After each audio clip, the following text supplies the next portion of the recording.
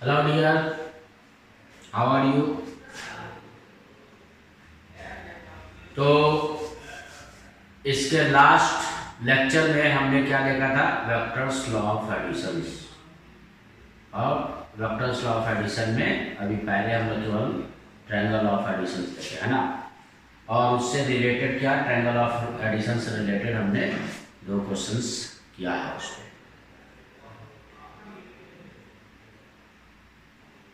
अब triangle of editions पे ही कुछ और क्वेश्चंस हम लोग देखेंगे। उम्मीद करते हैं कि क्वेश्चंस कुछ प्रैक्टिस किए होंगे, उतना से कुछ समझ में आया होगा और कुछ क्वेश्चन भी बनाए होंगे। तो हम लोग कुछ और क्वेश्चंस देखें और जो डीपीपी मिलेगा उसे फिर सॉल्व करना है। ठीक है, क्वेश्चन क्या है?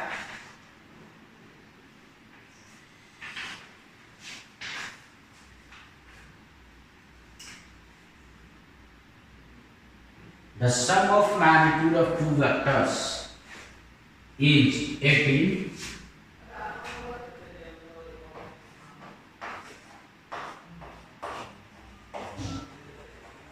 The sum of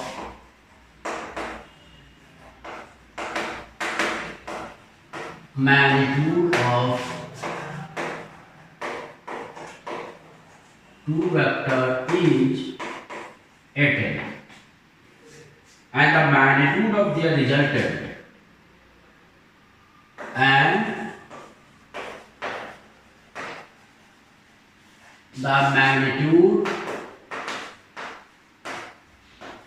of their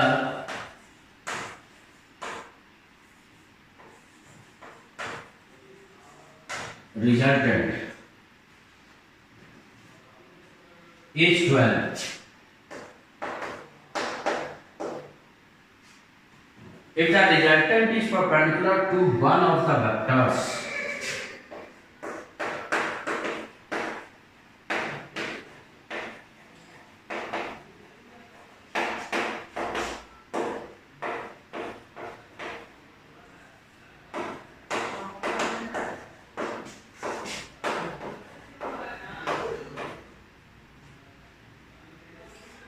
then what are the magnitude of two vectors?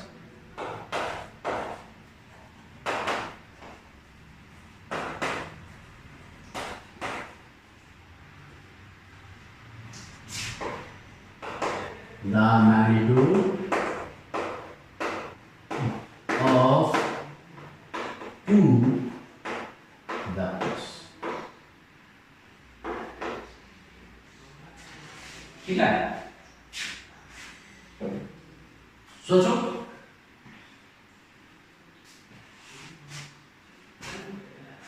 एक मिनट का टाइम है।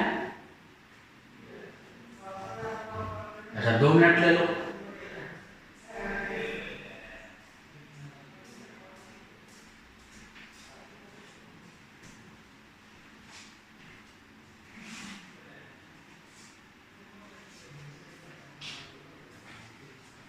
हो गया? क्या दिया है? The sum of magnitude of two vectors is 18। यानी एक का अगर मैग्नीट्यूड ए है, दूसरे का मैग्नीट्यूड अगर बी है, तो क्वेश्चंस के according from question A plus B कितना है? तो a plus B is equal to है 18। यह है फर्स्ट केस, है ना? या आप क्या बोल सकते हैं और कि सेकंड वेक्टर जो हो गया वो 18 माइनस ए हो गया। अब इसके बाद क्या हो रहा है? Magnitude of their resultant is 12। तो मैग्नीट्यूड ऑफ रिजल्टेंट क्या होगा? तो मैग्नीट्यूड ऑफ रिजल्टेंट तो हम लोग लिखते हैं दो वेक्टर का under root of A square plus B square plus 2ab cos theta. यहाँ पर मुझे क्या पता नहीं है, यहाँ पर मुझे दोनों वेक्टर के बीच का एंगल नहीं पता है, ठीक है, मैग्नीट्यूड रिजल्टेंट का ये दिया। तो अलजेब्रा मेथड से ही हम लोग सॉल्व कर रहे हैं, ठीक है। एंड आर इक्वल टू हम लोग जानते हैं कि under root of A square plus B square plus 2ab cos theta. तो देखो यहां पे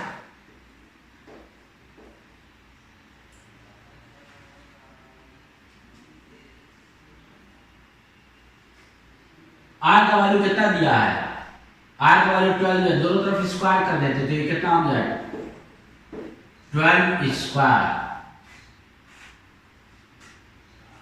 इज ए स्क्वायर प्लस कितना हो गया बी स्क्वायर प्लस 2ab, क्योंकि अभी ये भी नहीं पता है कॉस थीटा, ये सेकंड रिलेशन हुआ। और क्या बोल रहा है क्वेश्चन में, ये गिवन है कि रिजल्टेंट जो वेक्टर है वो फर्स्ट वेक्टर से एंगल कितना बना रहा है 90 डिग्री है ना। If the resultant vector is perpendicular to one of the vectors, ठीक है, तो tan ऑफ एंगल हम लोग यूज कर ले, ठीक है, या cos भी यूज कर सकते हैं। तो जनरली हम लोग tan के फॉर्म में ज्यादा यूज करते हैं। तो tan theta is equal to तुम्हारा कितना था फर्स्ट वेक्टर से, अगर एंगल तुम्हारा क्या फर्स्ट वेक्टर से अगर तुम्हारे रिजल्टेंट वेक्टर का एंगल अगर पता है अल्फा है तो उसे हम लोग कितना लिखते हैं b, ठीक है ना, sorry tan alpha first vector से एंगल जो हो गया तो b sin theta upon a plus b cos theta. याद आया, पिछले क्लास में हम लोग रिजल्ट को ड्राइव किए हैं इसे। तब रिजल्टेंट वेक्टर बोला फर्स्ट वेक्टर से तुम्हारा एंगल 90 डिग्री बना रहा परपेंडिकुलर, तो ये तुम्हारा क्या रिजल्टेंट वेक्टर का फर्स्ट वेक्टर से एंगल है ना, तो that is tan 90 is equals कितना b sin theta upon a plus b cos theta. तो tan 90 अनडिफाइंड होता है, क्यों अनडिफाइंड है, क्योंकि इसका डिनोमिनेटर तुम्हारा क्या है 0, इसलिए नहीं ये अनडिफाइंड है। हम लोग क्लास 10 तक क्या बोलते थे tan 90 को इन्फिनिटी बोलते थे, ठीक है ना, लेकिन 11th में आने के बाद इन्फिनिटी नहीं, क्योंकि किसी के डिनोमिनेटर में अगर टर्म एग्जैक्ट 0 होता है तो वो अनडिफाइंड हो जाता है, ठीक है ना। इसका मतलब tan 90 तुम्हारा अनडिफाइंड होगा तभी होगा जब ये डिनोमिनेटर बड़ा, यानी कि क्या है a plus B cos theta 0 है, यानी कि यहां से ये बोलेंगे a plus B cos theta is equal to 0। तो यहां से देख सकते हो कि b cos थीटा का वैल्यू मुझे मिलता है कितना, therefore b cos theta is equal two of -a। अब इक्वेशन नंबर 2 में जाकर पुट कर देते हैं, पुटिंग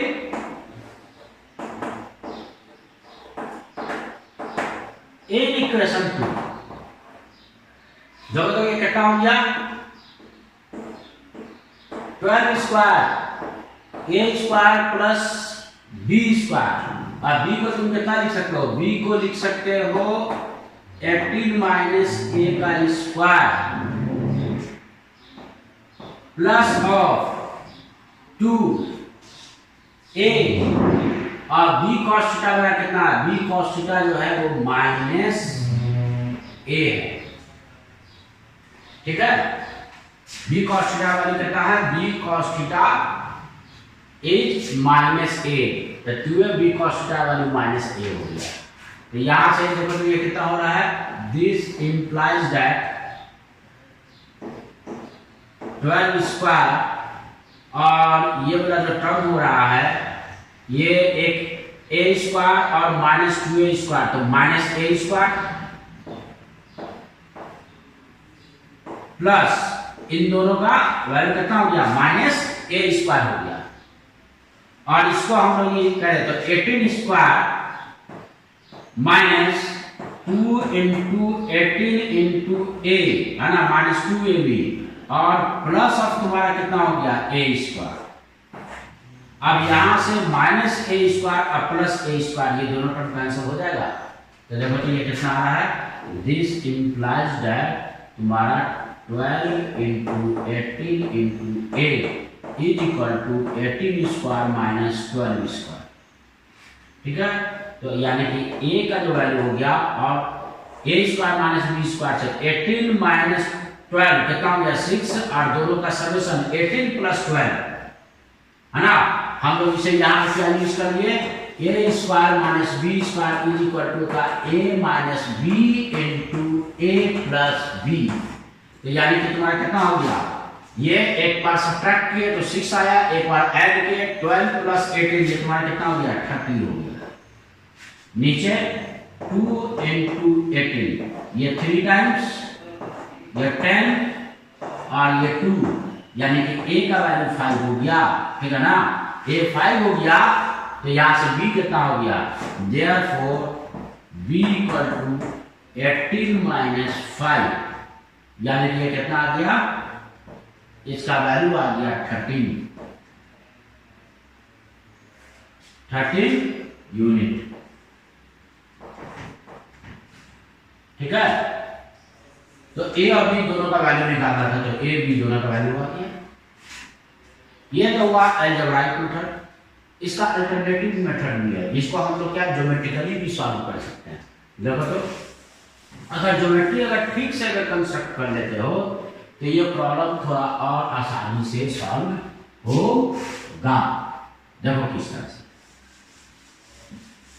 क्या बोला है कि वेक्टर ए और बी का जो रिजल्टेंट है वो ए के परपेंडिकुलर है। इसका रिजल्टेंट देखो, ये जो रिजल्टेंट जो है वो किसके परपेंडिकुलर है, ए के परपेंडिकुलर है।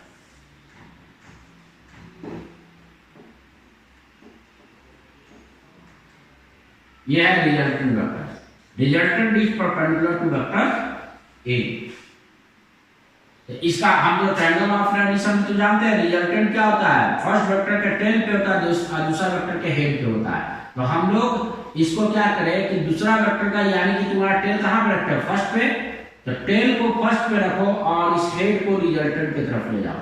तो ये मेरा जो है यही है वेक्टर बी। फर्स्ट वेक्टर के हेड पे सेकंड वेक्टर का टेल है।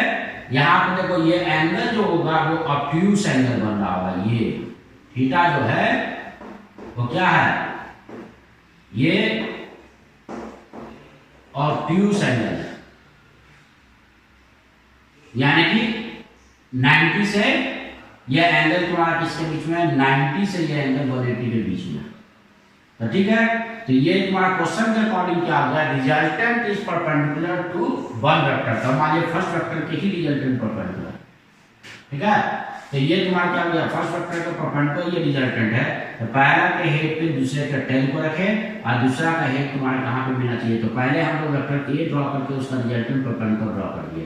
अब इसका टेल पता है, रिजल्टेंट का भी टेल पता है, तो यानी कि हम लोग क्या कर दिए, सेकंड का टेल को फर्स्ट के हेड पे रख दिए और इसका हेड को हम लोग रिजल्टेंट के हेड पे रख दिए, ठीक है ना। तो ये क्या हो गया, रिजल्टेंट। अब क्वेश्चन के अकॉर्डिंग क्या है कि एक साइड को ए मान लिए, तो ये तो अपने आप तुम्हारा कितना हो गया, 18 माइनस ए हो गया ना।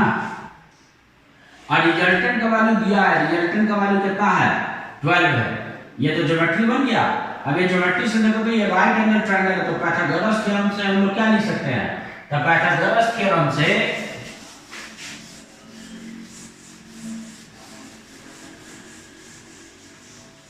अगर तुम ज्योमेट्री बना लेते हो, ये उसका सेकंड मेथड हुआ, अल्टरनेटिव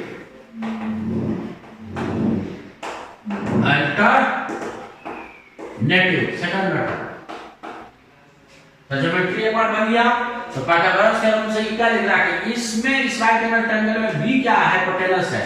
तो हम लोग क्या बोलेंगे, 18 माइनस ए का स्क्वायर इज इक्वल टू है ए स्क्वायर प्लस 12 स्क्वायर। ठीक, स्क्वायर कर देते हैं तो ये हो गया 18 square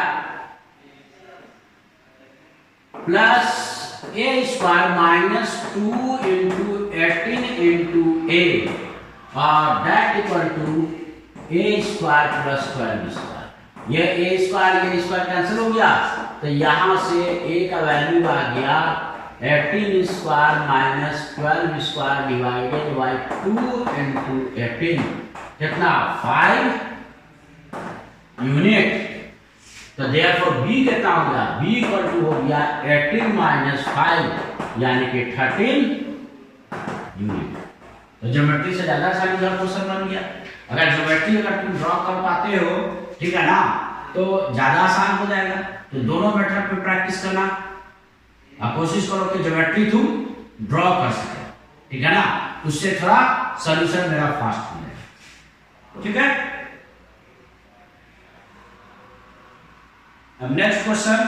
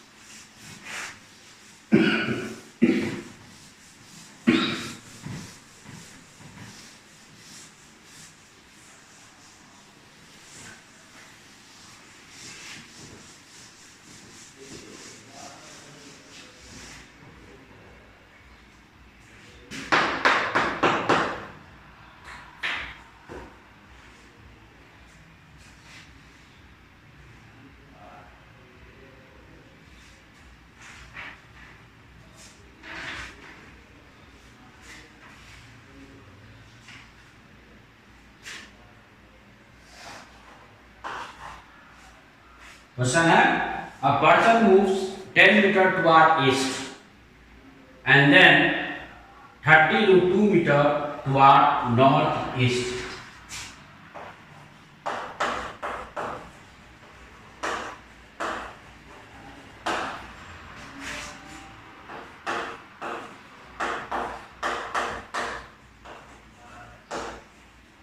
Towards east. Then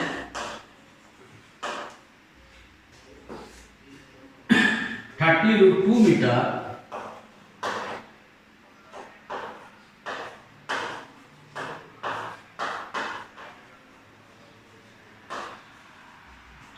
towards north east.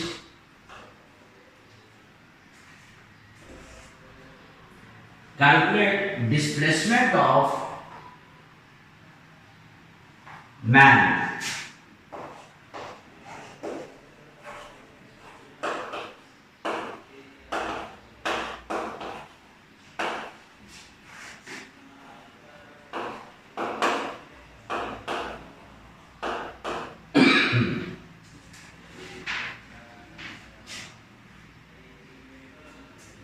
ठीक है,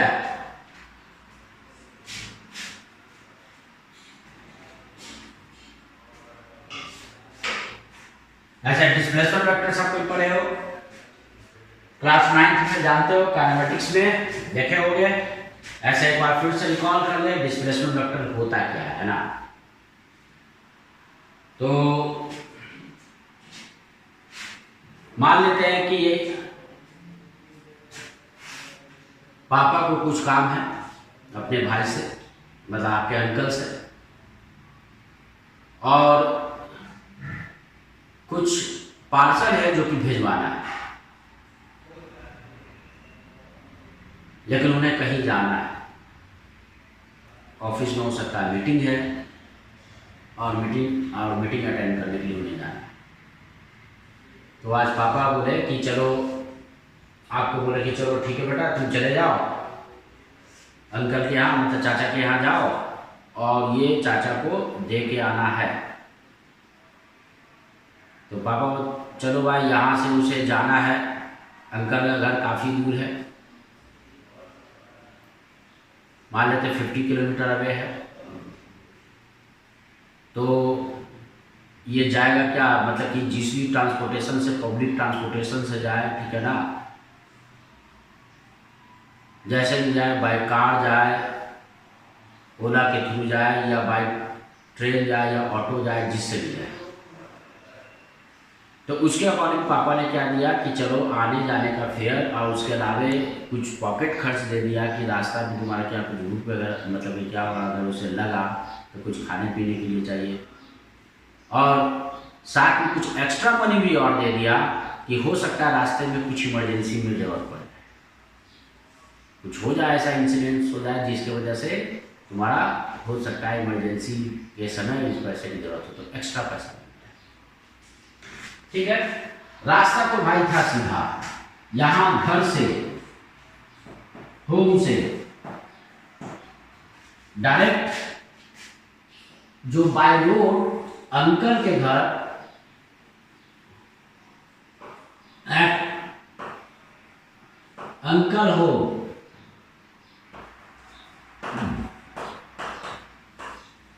अंकल हाउस, अंकल सब ये जाना।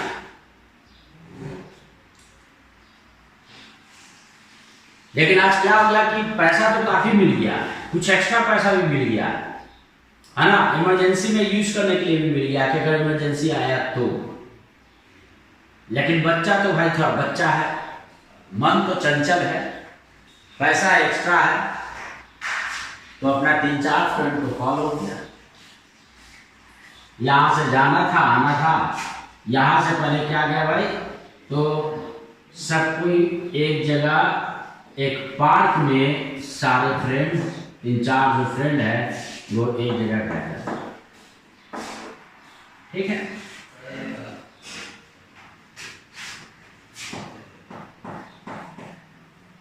पार्क यहां से कितना है, पार्क यहां से 15 किलोमीटर है इस साइड।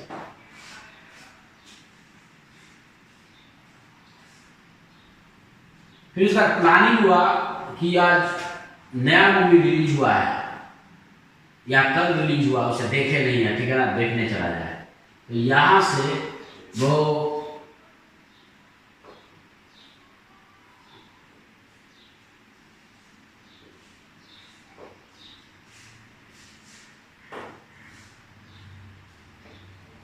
सिनेमा और रोड सीधा ले जा रहा है, कुछ ऐसे जा रहा है, और ये जो तुम्हारा पाथ है वो 25 किलोमीटर है ना। चल गया मूवी देखने,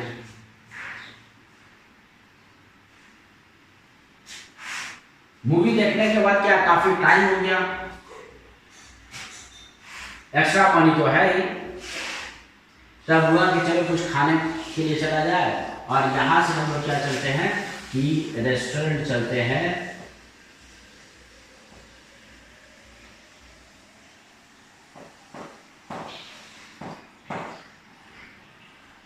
ये रेस्टोरेंट चले खाने पीने के लिए, और ये यहां से 20 किलोमीटर रेस्टोरेंट है, ठीक है।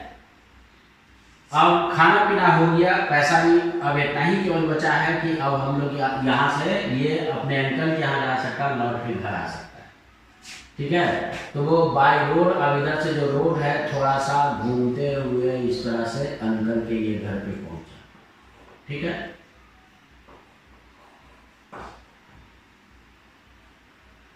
और ये 30 किलोमीटर ये डिस्टेंस ट्रेवल करते हुए, ठीक है ना, ये कहा अंकल के घर पे आया, मतलब ट्रैवल करते हुए, मतलब बाई ओला या बाई कार, ऐसा नहीं कि पैदल चल जाए, ठीक है ना, बेचारा क्या वो रास्ता में ही पस्त हो जाए। तब देखो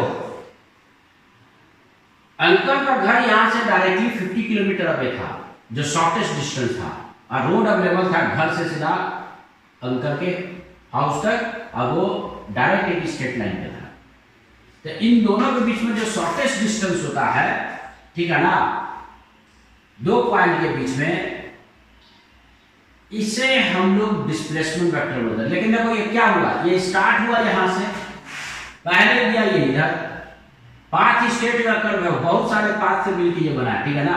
तो पहले ये 15 किलोमीटर गया, ट्रेवल किया, ठीक है, फिर उसके बाद 25 किलोमीटर ट्रेवल किया, तो 15 किलोमीटर प्लस 25 किलोमीटर, है ना। पहले पार्क तक गया, पार्क में फ्रेंड्स भी ला, फिर उसके बाद सब सिनेमा हॉल गया 25 किलोमीटर, उसके बाद सब रेस्टोरेंट गया प्लस 20 किलोमीटर, और रेस्टोरेंट से फिर वो अकेला यहाँ पे अंकल के घर गया, ताकि पापा को पता नहीं चले कि बीच में घूमने फिरने गए थे, ठीक है ना। पापा तो ऑफिस में बोल देंगे कि घर से लेट से निकले थे या ट्रैफिक जाम था। अब ये 30 किलोमीटर तुम्हारा क्या हो गया, यहां से होते हुए अंकल के घर पे, यानी कि टोटल कितना ये ट्रेवल किया, तो टोटल जो ट्रेवल किया 15 प्लस 25 40, 40 प्लस 20 60, और 60 प्लस 30 90 किलोमीटर। तो जितना टोटल वो डिस्टेंस ये जो ट्रेवल किया है ना, तो इसे क्या बोलते हैं, डिस्टेंस बोलते हैं। डिस्टेंस एक्चुअली में डिस्टेंस है क्या, ठीक है ना। तो डिस्टेंस जो हो गया length of path followed by the body. कोई बॉडी जो तुम्हारा क्या होता है, पाथ, जिस पाथ से होकर जाता है, उस पाथ का जो टोटल लेंथ होता है, that is the distance covered by the body, वो उसका डिस्टेंस कवर हो गया।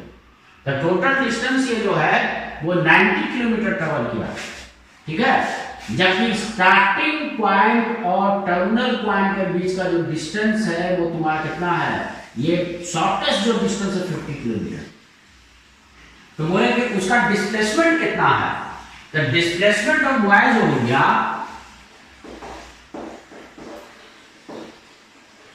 डिस्प्लेसमेंट का मैग्नीट्यूड बोले, है ना। और डायरेक्शन तो इनिशियल से तुम्हारा किधर हो गया, फाइनल, यानी कि होम से हो गया अंकल हाउस की तरफ हो गया। तो डिस्प्लेसमेंट का मैग्नीट्यूड जो हुआ, ये वेक्टर क्वांटिटी है डिस्प्लेसमेंट, तो मैग्नीट्यूड के साथ डायरेक्शन चाहिए, तो मैग्नीट्यूड इसका क्या है, तो shortest distance between a starting point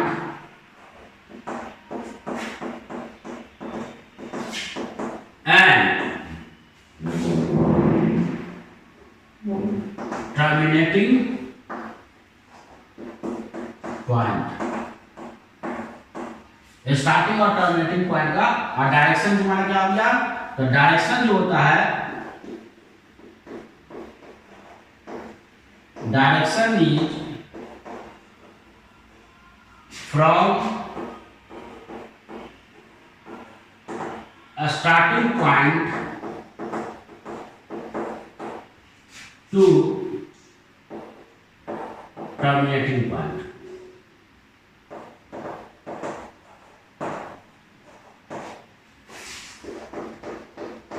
ये इसका क्या हो गया, डायरेक्शन हो गया। तो डायरेक्शन हो गया स्टार्टिंग से टर्मिनेटिंग, यानी कि यही हो गया इसका डायरेक्शन। ये जो लाइन हुआ नीचे से ऊपर की तरफ, ये इसका क्या हो गया, डायरेक्शन हो गया। तो उसका घर से अंकल के हाउस तक जो डिस्प्लेसमेंट का मैग्नीट्यूड है 50 मीटर, और डायरेक्शन घर टू अंकल हाउस ये, जबकि डिस्टेंस ट्रेवल कितना है 90, है ना। तो किसी भी दो पॉइंट के बीच का जो शॉर्टेस्ट होता है, जाने के लिए तो यहाँ इनफाइनाइट तरीके से किसी और रोड से घूम के जाए, किसी और रोड से घूम के जाए, या किसी इनफाइनाइट तरीके से वहां पे माने पहुंचा जा सकता है होम से अंकल के घर तक। लेकिन उसमें से जो सबसे शॉर्टेस्ट जो डिस्टेंस होगा, स्टार्टिंग से टर्मिनेटिंग जो सबसे शॉर्टेस्ट डिस्टेंस होगा, वो एक स्ट्रेट लाइन होगा direct from starting point to terminating point, और उसका जो जो सबसे शॉर्टेस्ट डिस्टेंस जो होता है starting to terminating, that is called magnitude of displacement vector. और direction is from starting point to terminating. तो यानी कि यहाँ पर डिस्प्लेसमेंट जो हो गया, डिस्प्लेसमेंट का मैग्नीट्यूड वो पहले लिख दिया है। अच्छा, डिस्प्लेसमेंट का मैग्नीट्यूड जो हो गया दैट इज 50 किलोमीटर, यानी कि डिस्प्लेसमेंट ऑफ हुआ कितना 50 किलोमीटर, जबकि डिस्टेंस ऑफ ट्रेवल कितना किया है 90 किलोमीटर। अगर वो डायरेक्ट यहां से यहां जाता तो डिस्टेंस भी उसका 50 किलोमीटर होता और डिस्प्लेसमेंट का मैग्नीट्यूड भी 50 किलोमीटर होता। ठीक है, तो डिस्टेंस और डिस्प्लेसमेंट में समझते हैं कि डिफरेंस समझ गया होगे। ठीक है, अब जो मेरा क्वेश्चन है पहले उसे देखे, उसमें अब तुम्हारे क्या डायरेक्शंस के बारे में कुछ समझना होगा। ईस्ट, नॉर्थ ईस्ट क्या होता है, पहले इसे भी हम लोग समझ।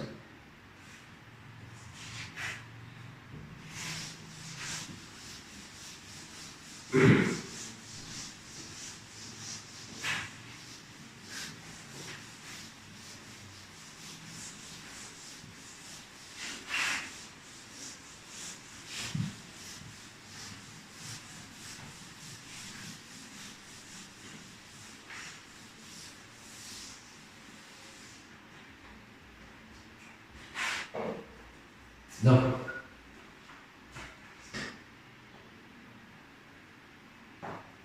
अगर XY प्लेन अगर हॉरिजॉन्टल प्लेन को रिप्रेजेंट कर रहा है,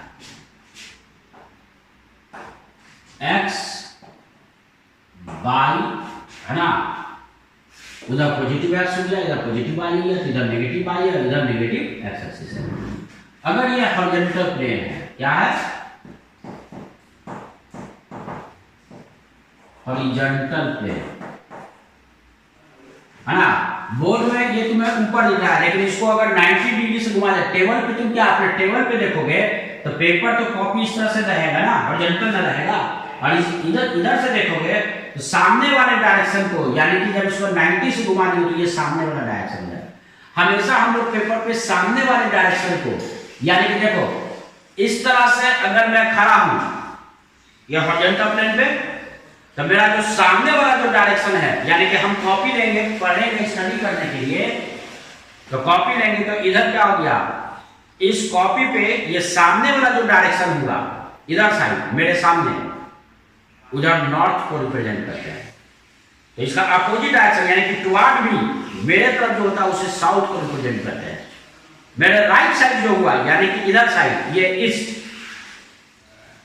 और मेरे लेफ्ट साइड ये क्या हो गया वेस्ट। तो तुम्हारे लिए क्या हो गया था, तुम अपने साइड से कॉपी को इस तरह से देखोगे, तुम अपने साइड से कॉपी को इस तरह से देखोगे ना पेज को, तो तुम पेज को जब इस तरह से तुम अपने साइड से देख रहे हो तो इधर सामने तुम्हारे लिए क्या हो गया नॉर्थ है ना, तुम्हारे फेस के सामने, और टुवर्ड यू इज साउथ, तो सामने नॉर्थ, तो वाई एक्सिस को हम लोग नॉर्थ डायरेक्शन बोलते हैं। ये जब XY प्लेन क्या हो हॉरिजॉन्टल हो है ना, और टुवर्ड्स यू मतलब तुम्हारे तरफ, मतलब ये टुवर्ड्स यू, इसे क्या बोलते हैं, इसे हम लोग बोलते हैं साउथ। और तुम्हारे से राइट साइड, ये तुम्हारे साइड से राइट साइड क्या होगा पॉजिटिव एक्स एक्सिस, इसे हम लोग बोलते हैं ईस्ट। और तुम्हारे से लेफ्ट साइड, तो तुम्हारे से लेफ्ट साइड इधर क्या हो गया वेस्ट है ना। ऐसे तुम कहीं पर भी खड़ा हो जाओ, तुम जिस डायरेक्शन को नॉर्थ बोलते हो तो उसका अपोजिट साउथ हो गया है ना, और जिधर नॉर्थ है उसके राइट साइड ही में ना, तो तुम्हारा क्या होता है ईस्ट होता है तुम्हारे हैंड से, और लेफ्ट साइड की तरफ वेस्ट होता है। तो ये तो पहले समझ में आ गया कि नॉर्थ डायरेक्शन कॉपी पे तुम्हें अपने सामने लेना है, साउथ डायरेक्शन टुवर्ड्स यू मतलब तुम्हें अपने तरफ लेना है, और ईस्ट डायरेक्शन हमेशा तुम्हें अपने से राइट साइड लेना है, और वेस्ट डायरेक्शन तुम्हें अपने से लेफ्ट साइड लेना है। ठीक है, अब देखो इसमें किस तरह से कोई अगर लाइन है, जैसे कि एग्जांपल दे दे, एक एक क्वाड्रेंट में सबका एक एक एग्जांपल हम लोग देते चलेंगे, ठीक है ना। तो मान लेते ये कोई लाइन है, जनरली प्रिफर करते हैं कि हम लोग नॉर्थ से डायरेक्शन देते हैं, हाँ किससे डायरेक्शन देते हैं, नॉर्थ से या साउथ से देते हैं। तो नॉर्थ से अगर दे रहे हैं, मान लेते हैं कि ये तुम्हारा कितना है, ये एंगल जो है वो 60 डिग्री है। तो देखो यहां पे कैसे लिखेंगे, तो इसे तुम लिखोगे 60 डिग्री, ठीक है ना, ईस्ट ऑफ नॉर्थ। क्या लिखते हैं, इसका जो डायरेक्शन हो गया लाइन का वो हो गया 60 डिग्री ईस्ट ऑफ नॉर्थ। इसका मतलब क्या हुआ, इसका मतलब ये हुआ कि नॉर्थ से ईस्ट की तरफ कितना 60 डिग्री पे, तो नॉर्थ से ईस्ट की तरफ कितना 60 डिग्री है ना। इसका मतलब क्या हो गया, इसका मतलब हो गया नॉर्थ से ईस्ट की तरफ, ईस्ट ऑफ नॉर्थ का मतलब होता है नॉर्थ से ईस्ट की तरफ कितना डिग्री पे 60 डिग्री। उसी तरह से अगर इधर कोई लाइन है तो अब तुम ही बताओ, और ये एंगल बोले कि 30 डिग्री है, तुम ही बताओ। तो नॉर्थ से देना है ना, किसके तरफ है, अब ईस्ट की तरफ नहीं, अब वेस्ट की तरफ है। कितना एंगल पे है 30 डिग्री, तो इसे क्या तुम लिखोगे, इसे तुम लिखोगे 30 डिग्री वेस्ट, वेस्ट की तरफ, किससे, ऑफ नॉर्थ, नॉर्थ से 30 degree west of north, north से वेस्ट की तरफ 30 डिग्री, ठीक है। अब कोई एंगल ले लेते हैं यहां पे,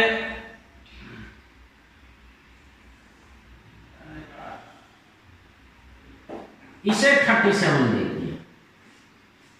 तो एंगल क्या बोले, या तो नॉर्थ की तरफ है, और एंगल इंपॉर्टेंट के फॉर्म में 0 से 90 डिग्री के ही बीच में हम इसे आंसर देते हैं। तो देखो बोले थे या तो नॉर्थ से देते हैं या साउथ साउथ से देते हैं, तो यहां पे वेस्ट से एंगल 30 दिया है, तो तुम क्या करोगे, इधर से एंगल ड्रॉ कर दोगे। तो बताओ इधर से कितना एंगल हो जाएगा, 90 माइनस 37, 90 माइनस 37 यानी कि 53 डिग्री। तो इसका डायरेक्शन तुम क्या लिखोगे, इसका डायरेक्शन ये वेस्ट की तरफ है, किससे, साउथ से, तो इसका एंगल हो जाएगा 30 डिग्री वेस्ट ऑफ साउथ। ये साउथ से वेस्ट की तरफ कितना है 53 डिग्री। उसी तरह से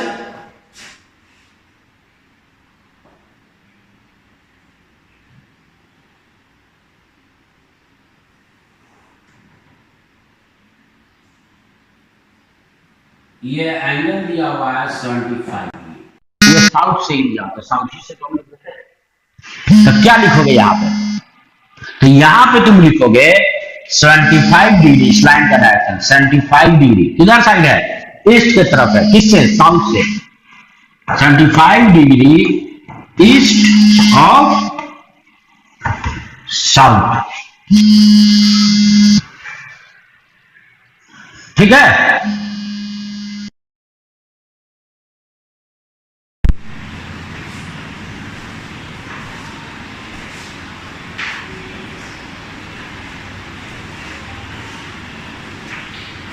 अब देखो इसी में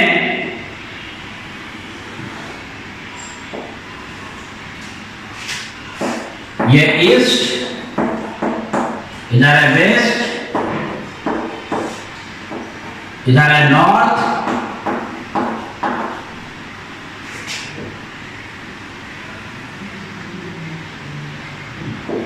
और इधर है साउथ।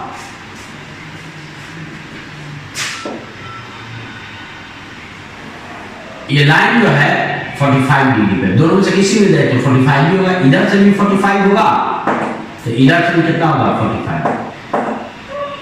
तो इसे क्या लिखेंगे बोलो, हाँ 45 डिग्री ईस्ट ऑफ नॉर्थ, है ना, ऐसे लिखते हैं तो इसको 45 डिग्री जब एग्जैक्टली दोनों के बीच में होता है तो तुम लोग ऐसे 45 डिग्री ईस्ट ऑफ नॉर्थ जो लिखे एग्जैक्टली दोनों के बीच में है, तो इसलिए इसे हम लोग क्या बोलते हैं, इसका दूसरा तरीका नॉर्थ ईस्ट भी बोलते हैं। मतलब नॉर्थ और ईस्ट से दोनों से इक्वली इंक्लाइंड है, तो डायरेक्टली इसको और हम सिंपली बोल देते हैं नॉर्थ ईस्ट। नॉर्थ ईस्ट कहने का मतलब नॉर्थ और ईस्ट के बीच में, तो नॉर्थ ईस्ट के बीच में कितना, यानी कि 45 डिग्री पे होगा। उसी तरह से अगर इस क्वाड्रेंट में अगर 45 डिग्री पे है तो एग्जैक्टली इन दोनों का बाइसेक्टर हो जाएगा। तो डायरेक्शन क्या लिखेंगे, इसे हम लोग लिखेंगे शॉर्ट में सीधा लिख देते हैं नॉर्थ वेस्ट। उसी तरह से अगर इस क्वाड्रेंट में अगर तुम्हारा हुआ 45 डिग्री साइड और 45 डिग्री इधर से भी हो जाएगा, तो यानी कि वेस्ट और साउथ के एग्जैक्टली बीच में है, तो इसे हम लोग बोलते हैं साउथ वेस्ट। South west. उसी तरह से इसके बाइसेक्टर के अलावा अगर है तो 45 डिग्री इधर साइड और 45 डिग्री इस साइड, तो एग्जैक्टली ईस्ट और साउथ के बीच में है, तो इसे हम क्या बोलते हैं साउथ ईस्ट। साउथ ईस्ट मतलब साउथ और ईस्ट के एग्जैक्टली बीच में। तो अब इस तरह से हमको लगता है प्रॉब्लम नहीं होगा कि डायरेक्शन कैसे बताएंगे, है ना। जब हॉरिजॉन्टल प्लेन में होंगे तो नॉर्थ साउथ ईस्ट और वेस्ट के फॉर्म में किस तरह से हम लोग उसका डायरेक्शन बताएंगे, ठीक है। तो क्वेश्चन अब हम लोग देखें।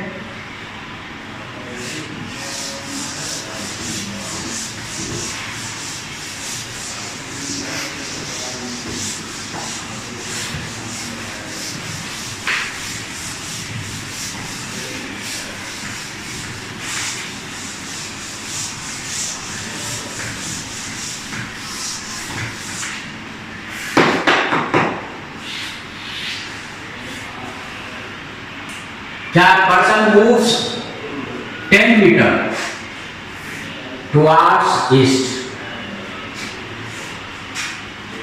तो सबसे पहले हम लोग ये एक्स एक्सिस और ये वाई एक्सिस हॉरिजॉन्टल प्लेन में, और जब ये हॉरिजॉन्टल प्लेन में है तो पॉजिटिव एक्स एक्सिस पे ईस्ट लिखते हैं और पॉजिटिव वाई पे हम लोग क्या लिखते हैं नॉर्थ, ठीक है। इधर क्या हो गया साउथ और इधर वेस्ट। तो क्या बोल रहा है, यहां से 10 मीटर यानी कि यहां ये हेड जो है ये हुआ 10 मीटर,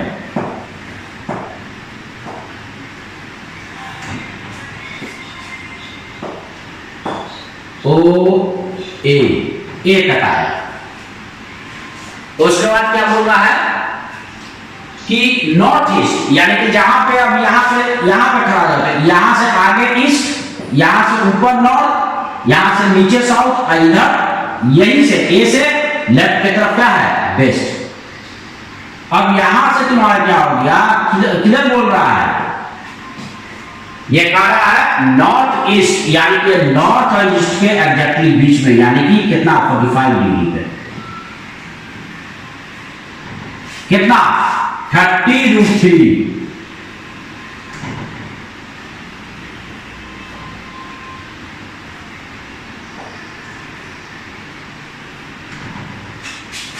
यह हो गया 30√2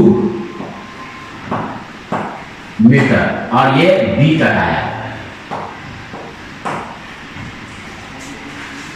ठीक है।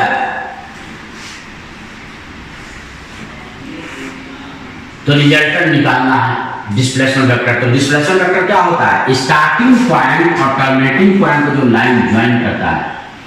तो डिस्प्लेसमेंट वेक्टर मेरा कितना हो गया, डिस्प्लेसमेंट वेक्टर जो हो गया वो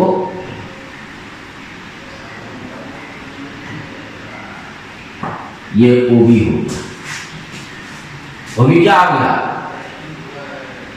इन दोनों का डिस्प्ले ओ से स्टार्ट हुआ बी पे गया, तो ये क्या है, ये तो लेंथ अगर बोले कि कितना ट्रेवल किया तो लेंथ ट्रेवल किया 10 प्लस 30 √2 मीटर, इतना लेंथ ट्रेवल किया गया। और डिस्प्लेसमेंट बोले कि कितना है, तो डिस्प्लेसमेंट तो ओ से भी जो शॉर्टेस्ट लाइन हुआ है ये डिस्प्लेसमेंट हुआ इसका।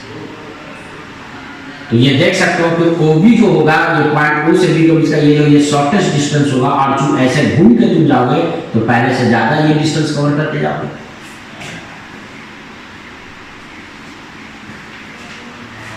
तो बताओ ये नॉर्थ ईस्ट डायरेक्शन में, इसका मतलब क्या हो गया कि लाइन ओए जो है वो ईस्ट से 45 डिग्री पे, ईस्ट से 45 डिग्री पे। अब यहाँ पे एंगल बिटवीन वेक्टर्स क्या है, इन दोनों वेक्टर के बीच का, तो एंगल बिटवीन वेक्टर निकालने के लिए यहाँ पे हेड पे उसका 10 है, तो इसको आगे बढ़ाना होगा ना। अब ओ को यहाँ पे लिया और ए को इधर ले जाओ, यहाँ पे लिया शिफ्ट करके, ओ को यहाँ पे लिया, तब 10 दोनों का कोइंसाइड कर गया, ओ ए का 10 और इसका तुम्हारा क्या, इसका 10 तो यहाँ पे है, तब यही ना एंगल बिटवीन वेक्टर्स होगा। तो यहाँ पे एंगल बिटवीन वेक्टर्स जो है थीटा 45 डिग्री, कितना है 45 डिग्री, यही एंगल बिटवीन वेक्टर्स होगा। अब मैग्नीट्यूड दोनों वेक्टर का पता है, तो ये रिजल्टेंट ओबी का मैग्नीट्यूड निकाल सकते हैं। तो देखो तो कितना हो जाएगा, तो आर यानी कि रिजल्टेंट का मैग्नीट्यूड ये आर, इसको हम लोग ए और इसको बी बोले, तो आर इक्वल टू हो गया root under a square plus B square plus 2ab cos theta. तब देखो तो ए कितना है 10, बी कितना है 30 √2 और ये कितना 2, और ए 10 × 30 √2 और ये कितना cos 45। अब cos 45 कितना होता है बाबू 1/√2, तो 1/√2 और √2 ये दोनों कट जाएगा ना, cos 45 का वैल्यू 1/√2 होता है, इसे कैंसिल कर देगा ये, तो ये कितना हो गया, इसका जो वैल्यू आ गया, देखो तो हम लोग 10 का स्क्वायर बाहर कॉमन कर सकते हैं, तो 10 का स्क्वायर बाहर कॉमन कर लिए तो 10 आ गया, यहाँ बचा 1 है ना स्क्वायर, और यहाँ कितना बचा कि जब 10 का स्क्वायर बाहर निकालिए तो 3 √2 बचा ना, तो 3 √2 यानी कि 9 × 2 ये 18 हो गया। चलो इसको 1 टोटल कर दे, ये हो गया 18। क्या कॉमन निकाले 10 स्क्वायर कॉमन निकाल लिया, तो बाहर रूट बाहर आया तो 10 हो गया, तो ये रहा 1 और इसमें तुम्हारा क्या 10 बाहर निकाले, स्क्वायर था ना जी, तो केवल 10 बाहर निकालो, तो ये 3 √2 का स्क्वायर कितना आ जाएगा 18, 9 3 का स्क्वायर 9 × 2 18, और ये कितना, इसमें 10 स्क्वायर निकालना है, तो इससे भी 10 ले लो, इससे भी 10 ले लो, तो बाहर आ जाएगा 10 स्क्वायर, तो यहाँ बचेगा 1, यहाँ बचेगा 3, तो 3 × 2 बाकी तो कैंसिल हो चुका है, यानी कि कितना हो गया 6।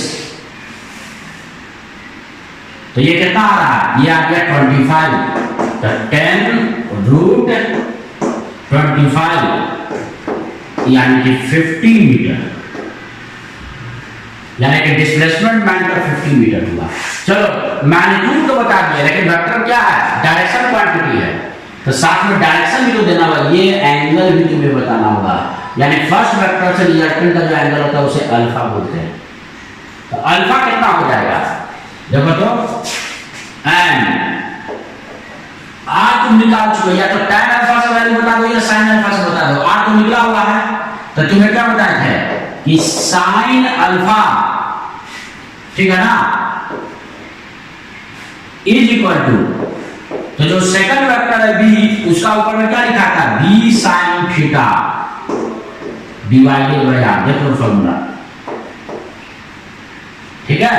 तो b कितना है, तो b है 30 √2 और ये sin 45 और नीचे r कितना है 50, देखो sin 45 1/√2 और √2 कट गया 50 50, ये 3/5 आ गया, और पिछले क्लास में बोले थे कि ये याद रखना जब ट्रिग्नोमेट्री पढ़ा रहे थे कि जब रेशियो साइड का 3:4:5 का हो, 3, 4, 5 में राइट एंगल ट्रायंगल होता है ना पाइथागोरस थ्योरम से। और ये बड़ा एंगल जो होता है 37, छोटा वाला साइड के सामने सबसे स्मॉलेस्ट, और ये होता है 53, और ये तो हो गया 90 डिग्री। तो 3/5 साइन है ना, साइन में परपेंडिकुलर साइन, तो ये इसको परपेंडिकुलर साइन बनाना है। साइन का परपेंडिकुलर साइड अपॉन हाइपोटेनस, तो इसको परपेंडिकुलर साइन बनाना है, तो इसके सामने का साइड यानी सामने का एंगल, तो इस एंगल से काम करेंगे। तो साइन 37 कितना होगा, sine 37 perpendicular side 3 upon hypotenuse side, ये यानी कि अल्फा कितना है, तो अल्फा का वैल्यू जो है वो 37 डिग्री है। ठीक है, चाहे तो तुम tan से भी बता दो तो वही रिजल्ट है। देखो चेक कर देते हैं, अगर कोई tan अल्फा लिखता तो tan अल्फा कितना था, tan अल्फा था b sin थीटा divided bye a plus b cos theta, ये ना देख लो तुम निकाल के। तो b sin थीटा कितना, 30√2 into sin 45, और नीचे कितना हो जाएगा, नीचे हो जाएगा a कितना है 10, और ये कितना हो गया 30√2 और cos 45। तो sin 45 और cos 45 दोनों का वैल्यू 1/√2 होता है, ये कटा ये और ये कटा, तो ये आ गया 30/50 यानी कि सॉरी 30/40 3:4। तो देखो तो ये परपेंडिकुलर साइड और ये क्या है, बेस है। तो परपेंडिकुलर साइड ये इसके सामने का एंगल 37, तब तो ये बेस बनेगा 4। तो tan 37 तुम कितना लिखोगे, tan 37 लिखोगे 3:4। तो इससे भी एंगल क्या मिलेगा, इससे भी एंगल 37 ही मिलेगा। तो किसी से भी बस एंगल मुझे निकाल को बताना, या तो साइन वाले से निकाल को बता दो, नहीं तो cos वाले से निकाल को बता दो, या tan वाले से निकाल को बता दो। जनरली हम लोग क्या करते हैं, tan ही वाला यूज करते हैं ज्यादातर।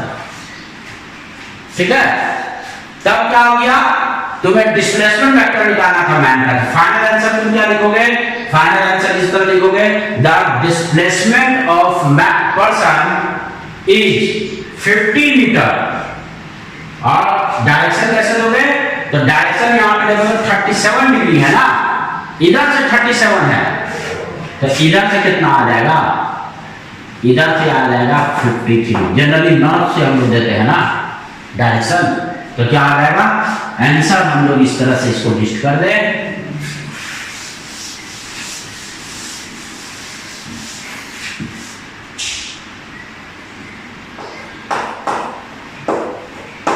The displacement of man is कितना 53 सॉरी 50 मीटर है। 53 डिग्री किधर, नॉर्थ से ईस्ट की तरफ है ना, 53 डिग्री ईस्ट ऑफ नॉर्थ, मतलब नॉर्थ से ईस्ट की तरफ कितना 53 डिग्री वाले लाइन पे कितना मीटर दिया है, वो 50 मीटर।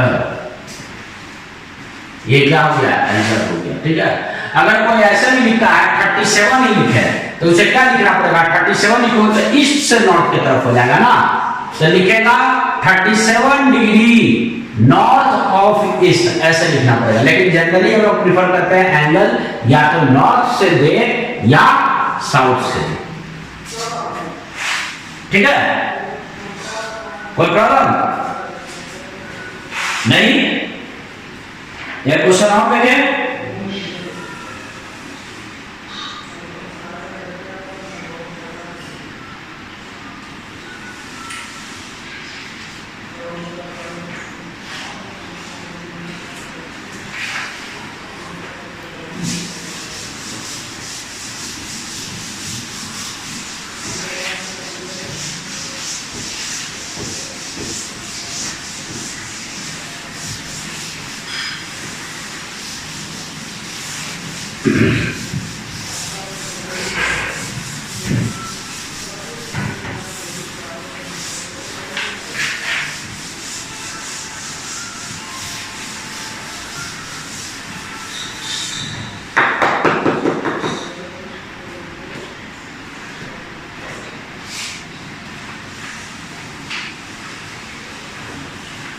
क्वेश्चन है,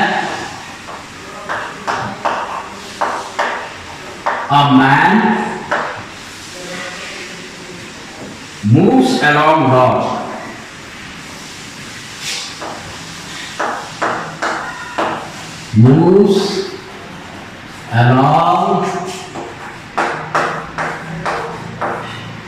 north to 50 to 3 meter to 50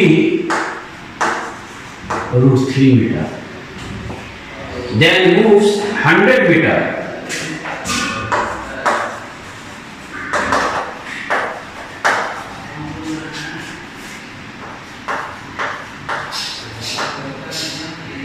at 30 degree east of south, at 30 degree east of south. Find his displacement.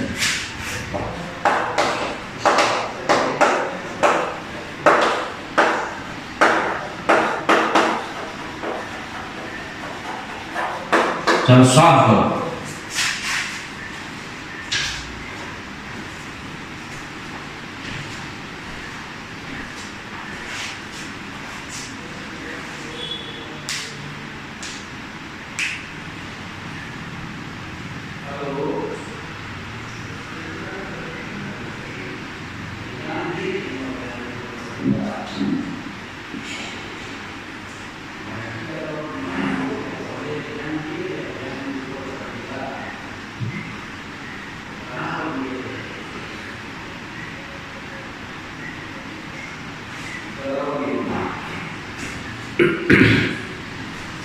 पहले ज्योमेट्री ड्रॉ कर लो, अगर ज्योमेट्री ड्रॉ हो गया तो आंसर हो जाएगा, ठीक ना।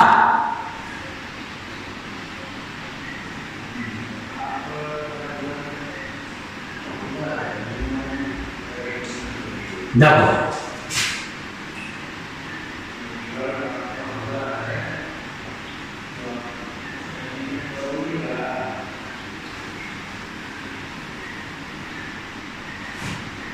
ये इधर हुआ नॉर्थ, यहां से नॉर्थ की तरफ गया कितना 50√3 मीटर।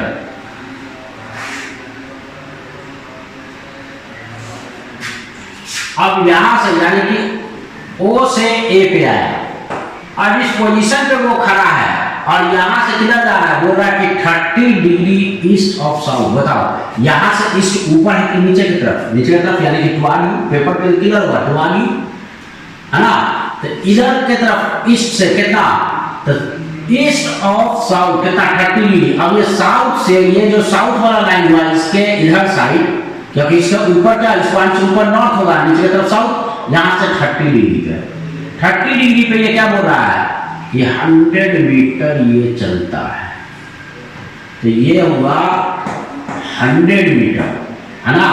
और ये यहाँ इस पॉइंट से नीचे की तरफ साउथ था और साउथ से ईस्ट की तरफ कितना 30, ये हुआ ज्योमेट्री। फाइनल पॉइंट ये यहाँ पे है बी पे। तो वेक्टर ऑफ एडिशन से इन दोनों को जो लाइन ज्वाइन करेगा यही ना डिस्प्लेसमेंट होगा। यहाँ पे मेरा डिस्प्लेसमेंट वेक्टर क्या है वही देखो, तो फिगर से भी लग रहा है ये दोनों साइड से, ये दोनों साइड जो है इससे बड़ा है, और दो वेक्टर का जो एडिशन किए a प्लस बी वेक्टर किए, तो ये जो रिजल्टेंट वेक्टर जो c वेक्टर मिल रहा है या r वेक्टर मिल रहा है, इसका तो लेंथ दोनों से छोटा है। जबकि हम लोग क्या देखते हैं कि जब किसी नंबर को 3 + 4 को ऐड करते हैं 7, तो दो पॉजिटिव नंबर को ऐड करने पे उसका रिजल्टेंट तो हमेशा दोनों से बड़ा ना मिलता है। 3 + 4 7, 7 3 से भी बड़ा, 4 से भी बड़ा। लेकिन वेक्टर में देखो तो इसका मैग्नीट्यूड ए है, इसका मैग्नीट्यूड बी है, और इसका मैग्नीट्यूड जो आर है या सी बोलो जो बोलो, ये मैग्नीट्यूड इन दोनों वेक्टर का समेशन का जो मैग्नीट्यूड है इस फिगर के अकॉर्डिंग छोटा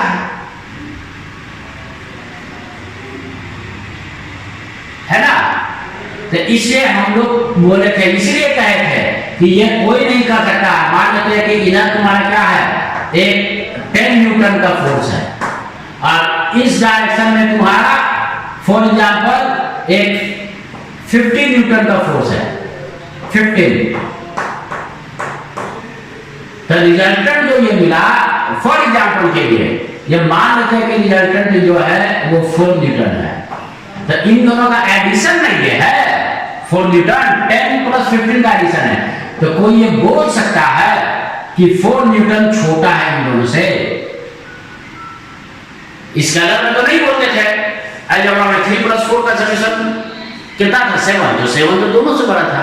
तो यहाँ इसलिए वेक्टर में क्या होता है, जब इसका डायरेक्शन अलग है, इसका अलग है, इसका अलग है, तो इसलिए वेक्टर में जब वेक्टर का डायरेक्शन अलग होता है तो उसका कंपैरिजन अलाउड नहीं है। कोई ये नहीं कह सकता है कि 4 Newton is smaller than 10 Newton या 4 Newton is smaller than 15 Newton. इसलिए क्योंकि इन दोनों के एडिशन से ये मिला है, इसलिए आप वेक्टर को कभी भी अगर डायरेक्शन डिफरेंट है तो उसे आपस में कंपेयर नहीं कर सकते हो। कंपैरिजन कब अलाउड है, जब सब पैरेलल हो। जब पैरेलल हो, इधर 10 न्यूटन का फोर्स होता और 50 न्यूटन भी इधर होता और 4 न्यूटन भी इधर होता, तब क्या बोलते हैं कि तीनों में सबसे बड़ा 50 न्यूटन है, तीनों में सबसे छोटा 4 न्यूटन है। यानी कि वेक्टर में कंपैरिजन कब अलाउड है, सबसे पहले सेम फिजिकल क्वांटिटी हो, दूसरा उसका डायरेक्शन भी सेम हो, तब उसके बाद जाके आप कंपेयर कर सकते हैं कि कौन बड़ा है कौन छोटा है। लेकिन अगर डायरेक्शन नहीं सेम है तो आप नहीं कंपेयर कर सकते हो कि कौन बड़ा या कौन छोटा है, नहीं बोल सकते वेक्टर के लिए, ठीक है ना। ठीक है, पहले हम लोग क्वेश्चन देखें अपना।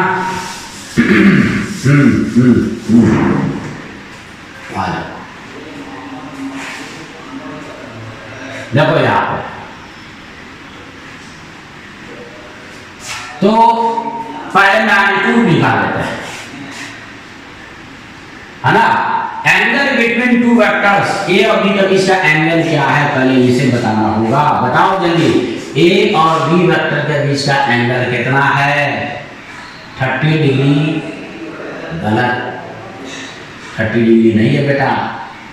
देखो यहाँ पे एंगल दो वेक्टर के बीच में कैसे निकालते हैं, एंगल हम लोग दोनों का टेन कंसाइड करके, तो इसका हेड पे ओए के हेड पे एबी का टेन है, तो इसको आगे बढ़ाना होगा। इस वेक्टर को ऊपर शिफ्ट करो ताकि ओ यहाँ पे आ जाए और ए और ऊपर चला जाए। तो ओ यहाँ पे आ गया और ए ऊपर चला गया, तो अब क्या हो गया, पहला वेक्टर का भी टेन यहाँ पे है और दूसरा वेक्टर का टेन तो यहाँ पे था ही।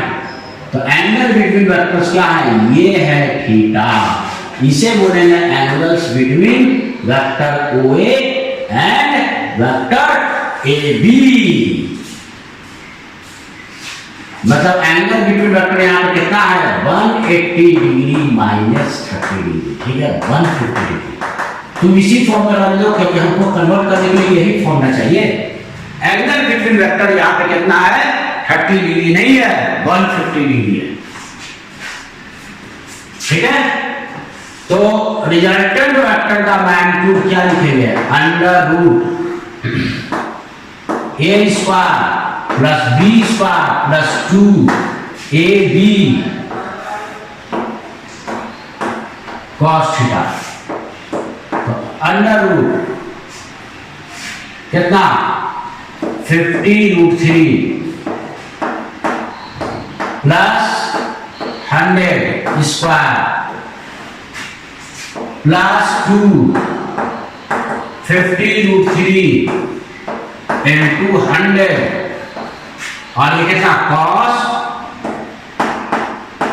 150 डिग्री, ठीक है ना, 150 डिग्री।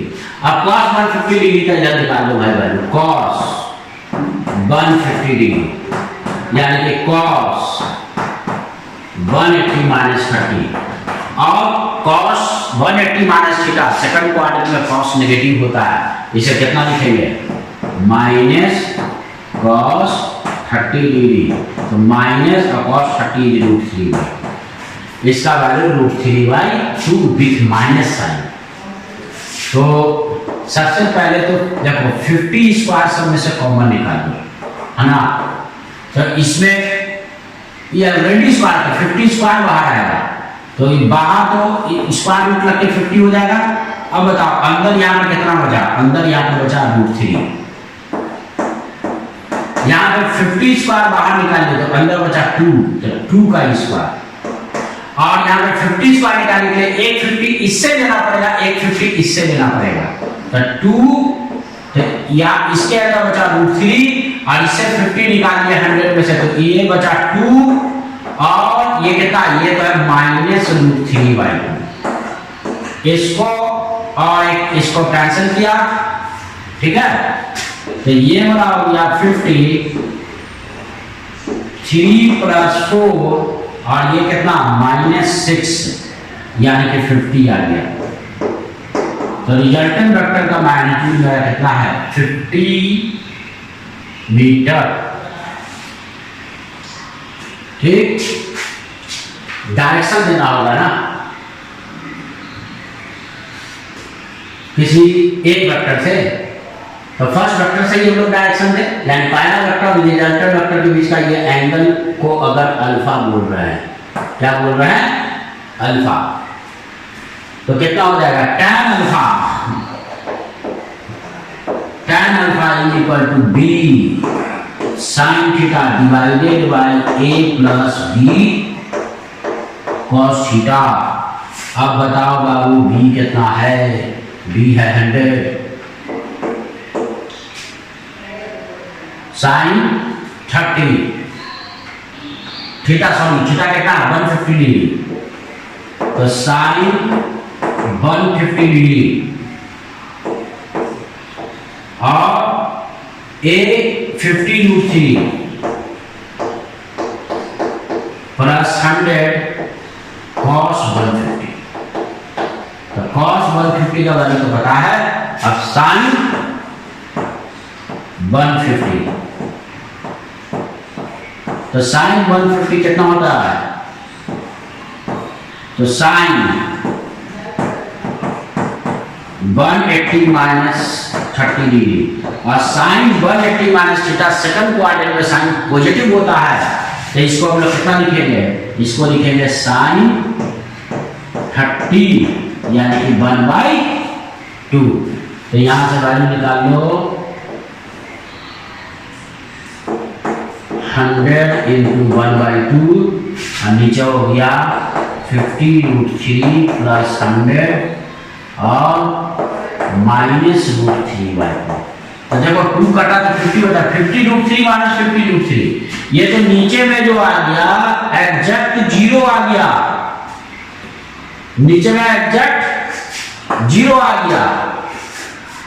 जब डिनोमिनेटर 0 होता है तो अल्फा का वैल्यू कितना होता है 90 डिग्री, तो देयरफॉर अल्फा जो हो गया वो 90 डिग्री हुआ। तो बताओ नॉर्थ, ये वाला डायरेक्शन क्या है, इधर तो नॉर्थ था ना, तो नॉर्थ से 90 डिग्री पे कौन होता है, ईस्ट होता है, यानी कि ये ईस्ट है, यानी कि मेरा डिस्प्लेसमेंट वेक्टर जो है वो टुवर्ड ईस्ट है, और मैग्नीट्यूड उसका कितना है, तो मैग्नीट्यूड है 50 मीटर। तो फाइनल आंसर कितना लिखेंगे,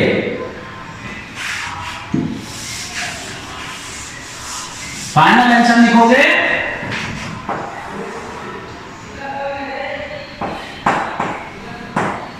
the displacement of man is 50 meter towards east. That's all. ठीक है, तो आज के क्लास के लिए इतना ही, और अगले क्लास में हम लोग क्या देखेंगे, पैरेललोग्राम, लॉ ऑफ एडिशन देखेंगे और उस पर बेस्ड क्वेश्चन देखेंगे। ठीक है, okay, bye and take care.